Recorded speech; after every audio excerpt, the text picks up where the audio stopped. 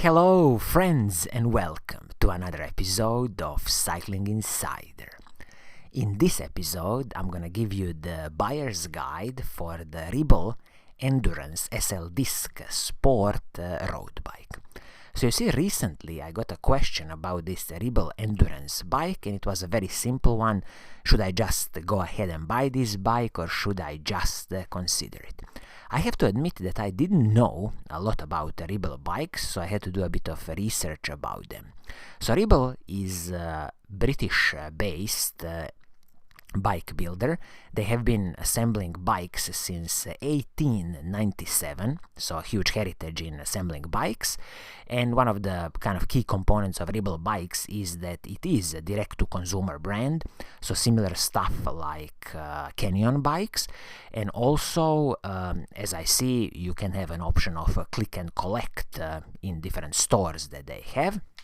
And the good thing with Ribble Bikes is that there's a lot of customization options. Customization when it comes to the paint scheme on the bike, and also customization when it comes to all the components on the bike. So specifically today, as I said, it's going to be the 2022 Ribble Endurance SL Disc Sport road bike. And at the end of this video, I'm going to give you my opinion. Should you just go ahead and buy it, or should you just consider this bike? You see, the retail price of this bike is 2,700 British pounds, and I have to admit it's a very attractive price range, because it's very hard today to find bicycles which are decent and which are below 3,000 US dollars or 3,000 British pounds or euros. So this is a very attractive starting point with a retail price of 2,700 British pounds. When you look at the paint schemes on this bike, also it's an excellent thing that you have option of 3 paint schemes. So the first one is this classical red and black paint scheme. Looks very nice to me. Then you have another classic, which is black paint scheme.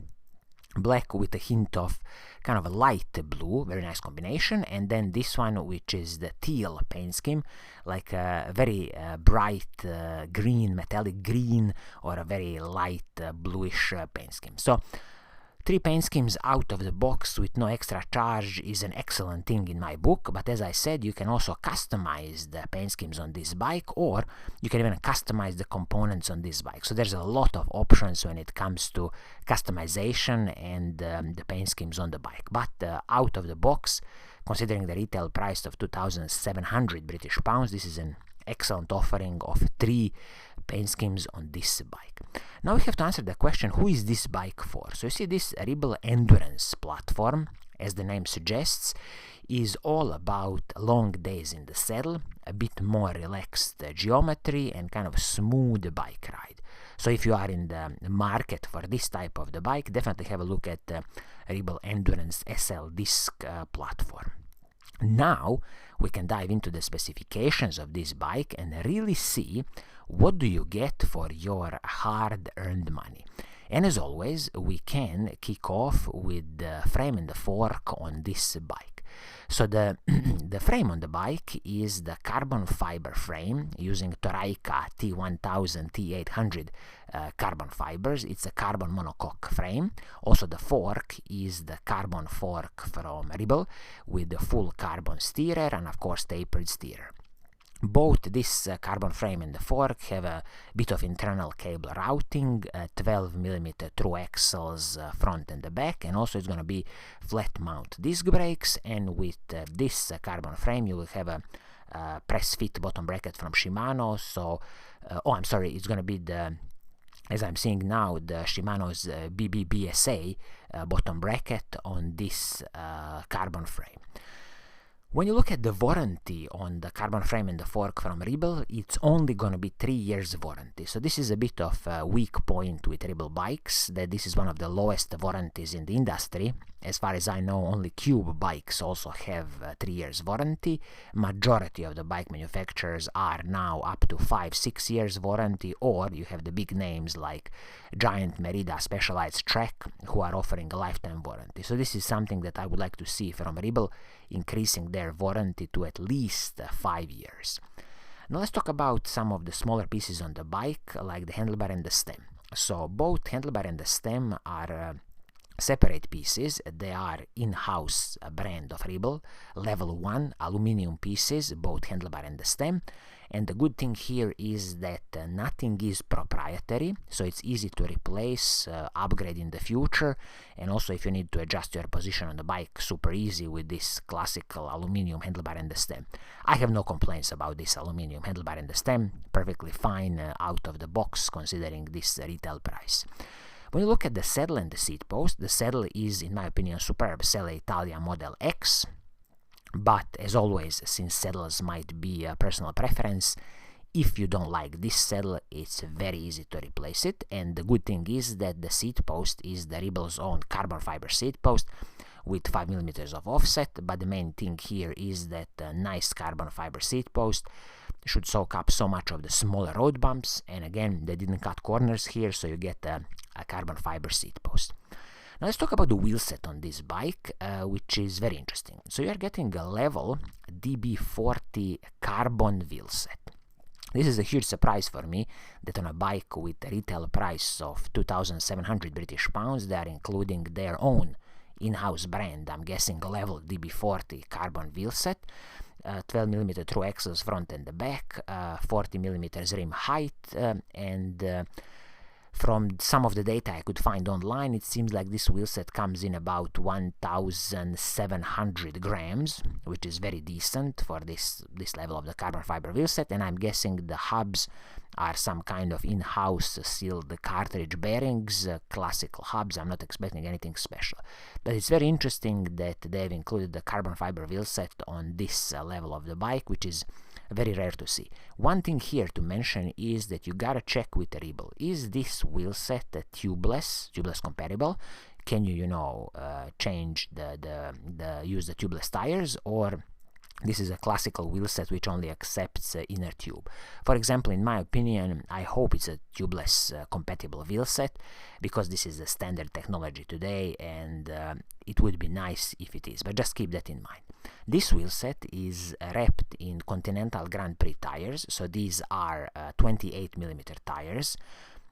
Absolutely fine tires, Continental Grand Prix, superb tire. And also 28mm tire is very good because it gives you a lot of air volume and it's going to make ride even more smoother. I would definitely keep a 28mm tire in the future, or even upgrade, for example, to a 30mm tire, 32mm tire. I believe this carbon frame and fork will accept it. Now let's talk about the group set on this bike. So what are you getting? When it comes to the shifters, front and the rear mech, you are getting a Shimano 105 R7000 group set. So this is a mechanical 11-speed group set from Shimano. Absolute workhorse when it comes to Shimano group sets. It's gonna work perfectly fine, and I have no complaints about this Shimano 105 group set. When you look at the braking system on this bike, you are getting a Shimano 105 hydraulic disc brakes. These are with the center lock rotors, 160mm front and the back, excellent stuff. And these braking rotors, as I see, are the basic Shimano's RT braking rotors. So this is another good point in the future where you can upgrade. So when you destroy these basic rotors, I would advise you to buy Shimano Ultegra braking rotors, or Shimano SLX or Shimano XT braking rotors from the mountain bike world.